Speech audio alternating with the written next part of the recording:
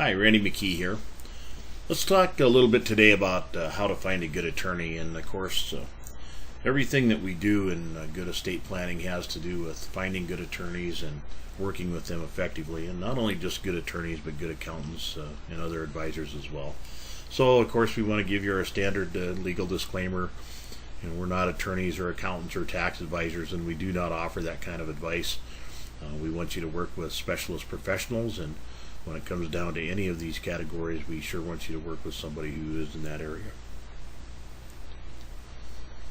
One of the most important decisions that you'll ever make when you do estate planning is finding the right attorney. And I've seen so much work out there in the field. Some of it is great work, and other work is just horrible. And it's one of those tasks that you need to have a specialist on board with. It's just so critical and so specialized that's something that you really need to search for. There aren't very many specialists in rural America, and there are plenty of good reasons for that. Number one, there's not enough population base to really support true specialists.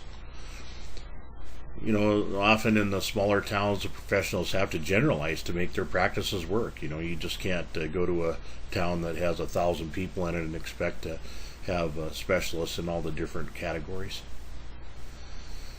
And you can't expect that local attorney to also be a specialist estate planning attorney. They have to do all sorts of functions, and some of them know quite a bit about it, and others don't know hardly anything about it, but try to pretend they do. And I've seen a lot of people get in trouble by using attorneys that have that mentality.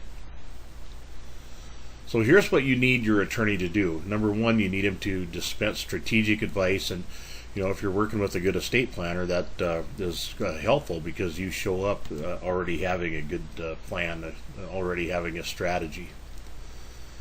They need to use their skill to help you solve your potential issues, and basically that comes from listening and looking at the work product that your estate planner's put together for you. If you're working with a good estate planner and you've gone through the estate planner in a box course, you're going to have a pretty good idea of what you need, and you can work with the attorney that way. They need to use state-of-the-art ideas and techniques, and this is really critical. There are a lot of attorneys that have been out of law school for 20 years and are still using their notes from law school 20 years ago to give you an estate plan, and that just is not acceptable. They need to be state-of-the-art ideas and techniques, because every single day somebody's coming up with a new and better idea, and your attorney needs to be in the front row there. They have to have state-of-the-art documents, and attorneys don't just sit down and write out a trust or a will.